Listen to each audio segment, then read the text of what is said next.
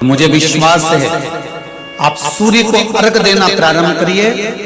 अपने शरीर से मस्तिष्क से तांबे का पात्र 8 इंच की दूरी पर रखकर सूर्य नारायण को उस जल में से देखो, जो जल नीचे आप सूर्य को चढ़ा रहे हो, उस जल में से देखते हुए सूर्य को अर्घ देना प्रारंभ करिए। और धीरे धीरे, अगर बीमारी है तो बिल्कुल स्लो एकदम धीरे धीरे उस पानी को छोड़िए।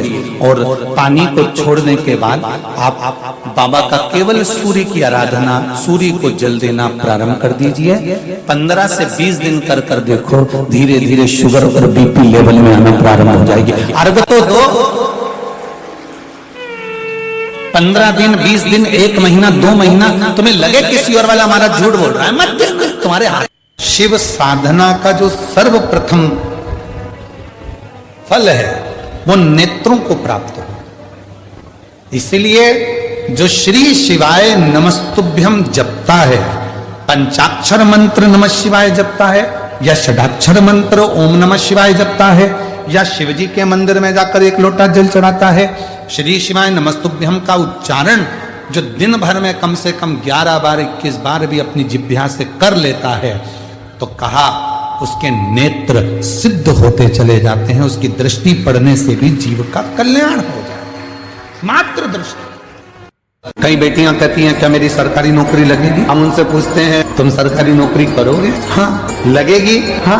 कोई उपाय? तो हम बेटियों से, बेटाओं से कहते हैं अगर सरकारी नौकरी चाहते हो, तुम कहते हो कि कोई उपाय, उसका एक ही उपाय, अपनी मेहनत को 4 गुना बढ़ाओ, रात दिन एक कर दो, परिश्रम खूब करो, और आखिरी में जिस दिन कंपटीशन एग्जाम में बैठो, बेलपत्री पर शहद लगाकर शंकर को चढ़ाकर चले जाओ, फिर वो कार्य बाबा संभाल। क्यों महापुराण का कौमार्य खंड वर्णन करता है जब व्यक्ति बहुत ज्यादा उलझनों में कहीं एकदम अचानक घिर जाए और उसका कोई निर्णय निकल ही नहीं रहा। शिवपुराण की कथा कहती है मरना उसका कोई हल नहीं है। उस समय पर केवल एक काम कर, 1 कनेर का फूल और 1 दुर्वा दोनों ले जा। जया, विषहरा, शामलीवारी, दौतली और देव। शिव जी की जो 5 लड़कियां हैं, इन 5 लड़कियों का नाम लेकर 1 कनेर का फूल और 1 दुर्वा जो भगवान शंकर को उत्तर की ओर मुख कर कर शिवलिंग पर समर्पित कर देता है, और 1 लोटा जल धीरे धीरे शंकर भगवान को अपने मन की कामना कर कर जिस उलझन में वो फंसा हुआ है उसका स्मरण करते करते वो शिव जी से अपने मन की बात कहते कहते अगर जल उसी दुर्वा, उसी कनेर के फूल के ऊपर शिवलिंग पर जो चढ़ा हुआ है उस पर समर्पित करता है, कहते हैं 4 घंटे भी नहीं लगते। 3 महीने तो जान दो, 3 दिन भी जान दो, 4 घंटे भी नहीं लगते, और देवाधिदेव महादेव उस व्याधि से उसको निकालना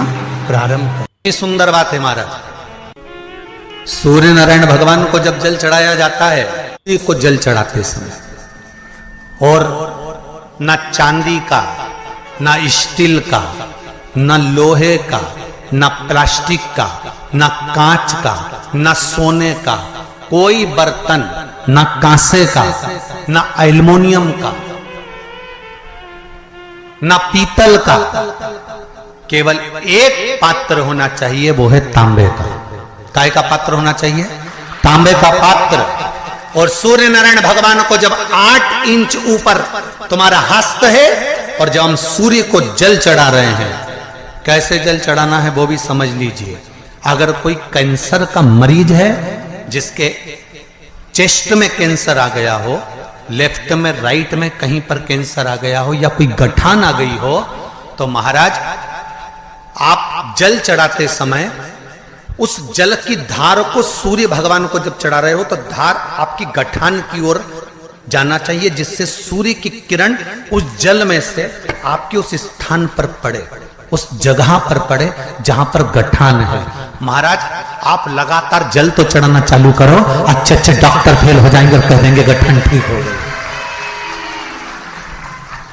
आपका लीवर और किडनी गड़बड़ कर रहा है, आप प्रतिदिन, आपका स्वास्थ्य गड़बड़ रहता है, आप प्रतिदिन ये ज्योतिष शास्त्र के अंतर्गत, रत्न शास्त्र के अंतर्गत ये रत्न शास्त्र, ज्योतिष शास्त्र, रंग शास्त्र जो हमारे यहाँ है, रंगों के हिसाब से ये जितने रत्न होते हैं, माणिक हुआ, मोती हुआ, नीलम हुआ, मूंगा हुआ, पुखराज हुआ, ये क्यों कहते हैं ये पीला है, ये सफेद है, ये नीला है, ये लाल है, इसको शरीर में क्यों पहनाते हैं? उसका कारण होता है कि जब शरीर में पहनते हैं सूर्य की किरण उसमें पड़ती है, हमारे शरीर पर वो कलर का इफेक्ट पड़ता है, उस कलर को शरीर पर लगता है, और शरीर पर लगता है तो हमारा शरीर धीरे धीरे, हमारी जो इंद्रियां हैं वो सही होने लगती हैं, काम सही होने, सोच आ रही, गलत दृष्टि आ रही, गलत विचार हमारे भीतर आ रहे हैं, गलत सोच हमारे भीतर आ रही है, तो एक काम करो, एक बेलपत्री लीजिए,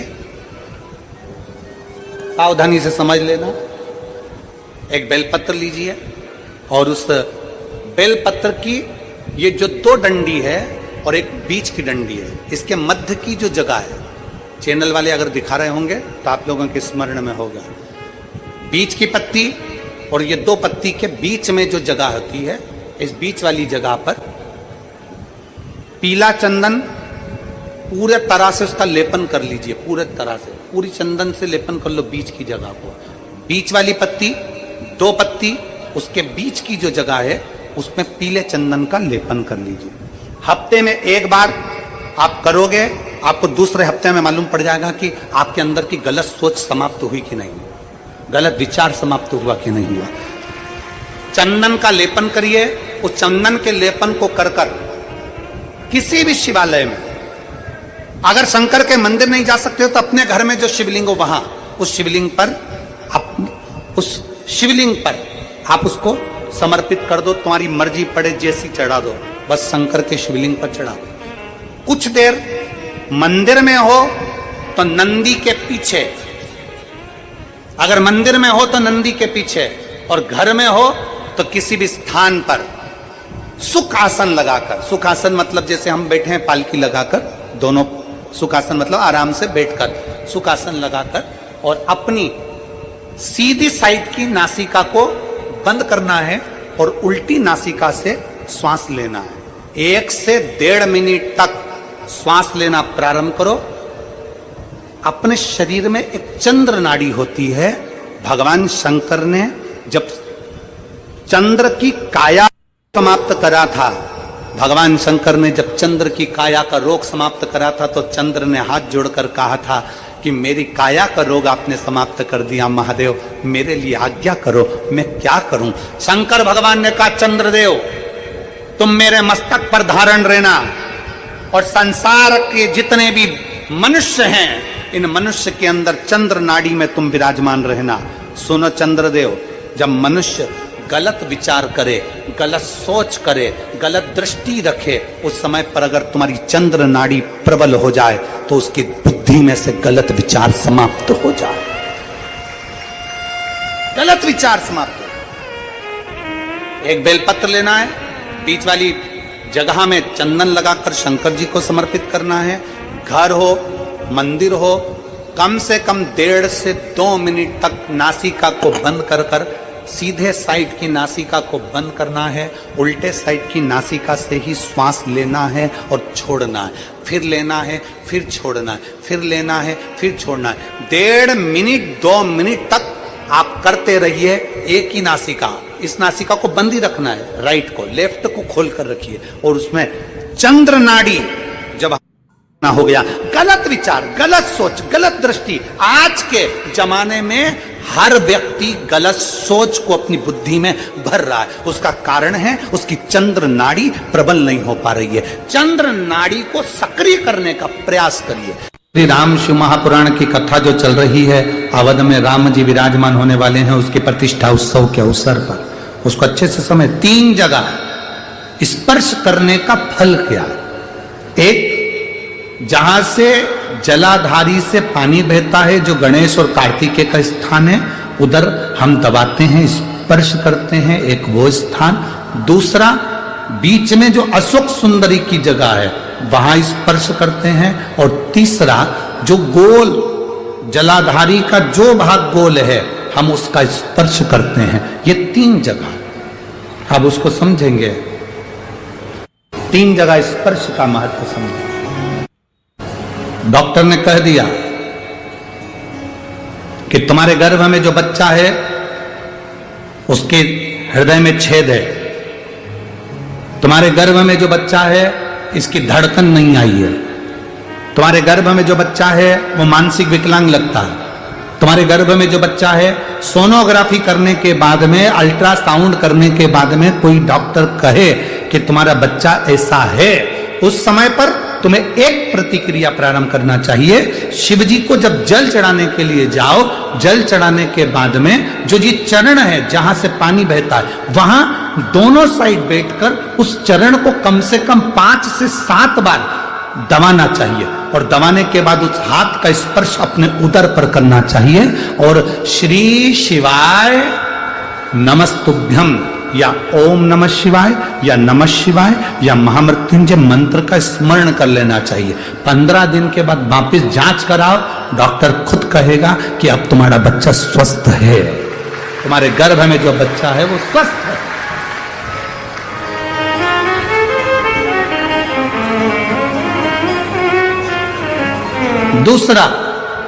दूसरा स्पर्श,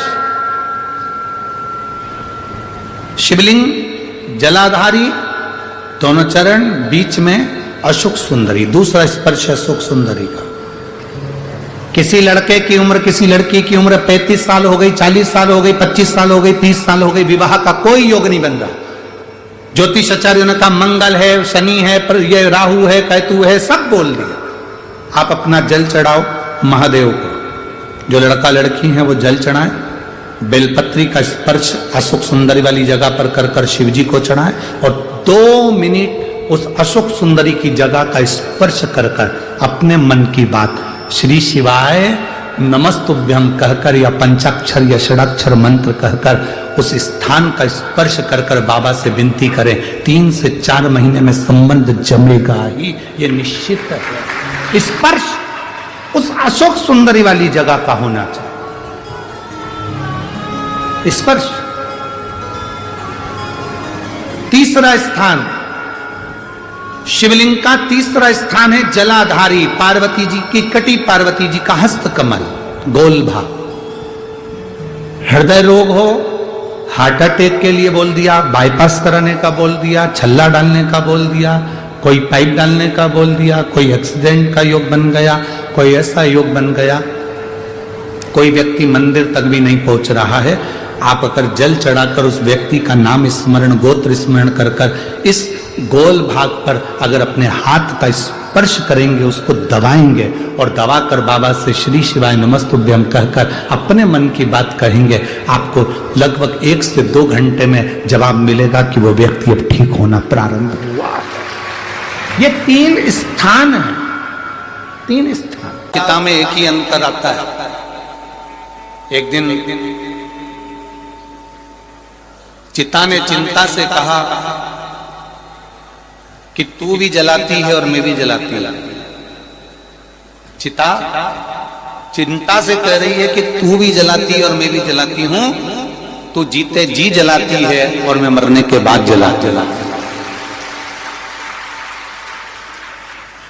चिंता मनुष्य को जीते जी जलाती रहती है, जीते जी जला जला और चिता जब प्राण चले गए, केवल शरीर बचा है, केवल शरीर।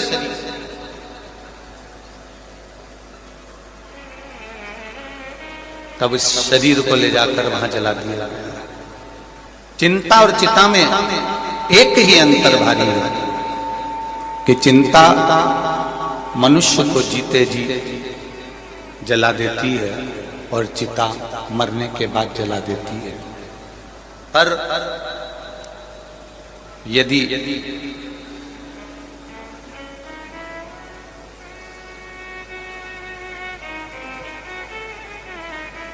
चिता ने कहा चिंता से कि मैं अंत में जलाती हूं और तू मनुष्य को दिन प्रतिदिन रोज जलाती है, तुझ में और मुझ में कोई अंतर है?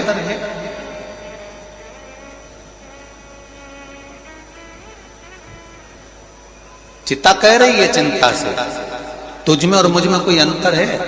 तब चिंता ने कहा मुझ में और तुझ में केवल एक अंतर है। वो कौन सा अंतर? तो चिंता कहती है कि मेरा काम है जलाना, मेरा काम है लोगों को चिंता देना, पर यदि उनकी चित्त वृत्ति, उनका मन, उनकी दृष्टि यदि महादेव के चरणों में है तो चिंता कहती है फिर मैं जला नहीं पाती, फिर मैं जला नहीं पाती। अगर चित्त वृत्ति, चिंतन, मनन, बुद्धि, चित्त हमारा देवादिदेव महादेव के चरणों में पड़ा हुआ है, भगवान शिव के चरणों में पड़ा हुआ है, तो फिर इतनी सामर्थ्यता चिंता की भी नहीं है कि वो आपको भक्षण कर जाए या आपको जला जाए। एक पिता के दो पुत्र थे। देखिए शिव करुणा सागर कैसा है, शिव दया सागर कैसा है। एक पिता के दो पुत्र थे, दोनों पुत्र बड़े हो गए और बड़े होकर एक पुत्र ने कहा, पिताजी मुझे तुम्हारे साथ में नहीं रहना, अब आप मुझे मेरा हिस्सा दे दीजिए और मैं ये गांव छोड़कर शहर में जाना चाहता हूं। शिव पुराण का ये प्रसंग बड़ा सुंदर प्रसंग है। पिताजी ने समझाया बेटे को कि तू मान जा, पर मानता नहीं और बेटा नहीं माना। आखिरी में जायदाद का हिस्सा करा गया। पिताजी ने 3 हिस्से प्रॉपर्टी के कर दिए, धन के कर दिए, जमीन के कर दिए। एक बड़े बेटे को दे दिया, छोटे बेटे को दे दिया, एक हिस्सा खुद का रख लिया। समय बीता, बेटा अपना हिस्सा लेकर चला गया, शहर में गया और जाते ही उसके 3 मित्र बन गए। पहला मित्र बना उसका ताली मित्र, दूसरा मित्र बना उसका थाली मित्र और तीसरा मित्र बना उसका प्याली मित्र। कि जब हम बहुत उन्नति की सीढ़ी पर चढ़ते हैं, बहुत वैभव की ओर बढ़ते हैं, तरक्की करते हैं, तो 3 मित्र हमारे जरूर सामने आते हैं। पहला होता है ताली मित्र, जो आपकी प्रशंसा कर कर आपको कहीं ना कहीं नुकसान देने का प्रयास करेगा, वो होता है ताली मित्र। दूसरे नंबर पर होता है थाली मित्र, जो आपको होटल तक लेकर जाएगा, अपने पैसे से तुमको खिलाएगा, अपना पैसे से तुमको लत लगाएगा भोजन की होटल की, और होटल के भोजन की लत लगाकर फिर तुम्हारे पैसे से वो खुद खाए, उसको कहते हैं थाली मित्र।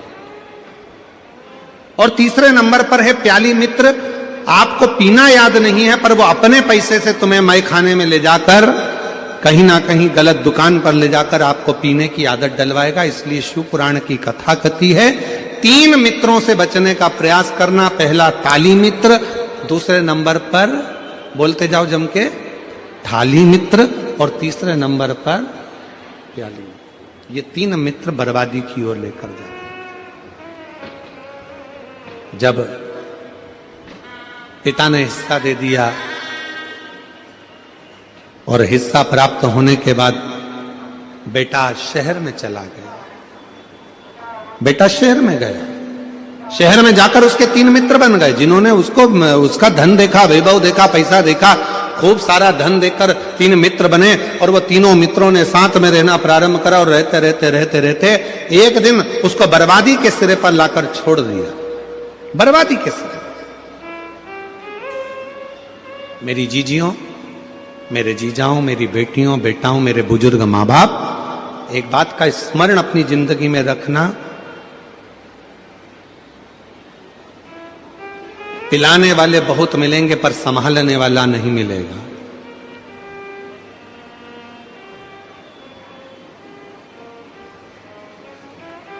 बर्बाद करने वाले ढेर मिलेंगे पर आबाद करने वाला कोई ना मिलेगा। इसलिए अपनी सावधानी अपने साथ में होना बहुत जरूरी है। पर ले जाने वाले ये तीनों मित्र भी साथ छोड़ दिए, कुछ भी उसके पास में नहीं बचा। तब उसके स्मरण में आया, अब करूं तो करूं क्या मैं? क्या अपने गांव वापिस चले जाऊं? अगर गांव जाऊंगा पिताजी धक्का मारकर निकाल देंगे तो कहां जाऊंगा? फिर भी एक बात प्रयास करता हूं कि गांव जाता हूं। मित्र के पास गया, पहले गया अपने मित्र ताली मित्र के पास, अरे यार तू तो मेरा साथ देता था, मेरे को बस गांव जाने के लिए मुझे 100 रुपए दे दे। 100 रुपए ना दिए। फिर गया थाली मित्र के पास में जो होटल में बैठकर साथ में खाता था, उससे कहा मुझे थोड़ा सा पैसा चाहिए, मुझे गांव जाना है। उसने भी नहीं दिया। प्याली मित्र में नहीं दिया।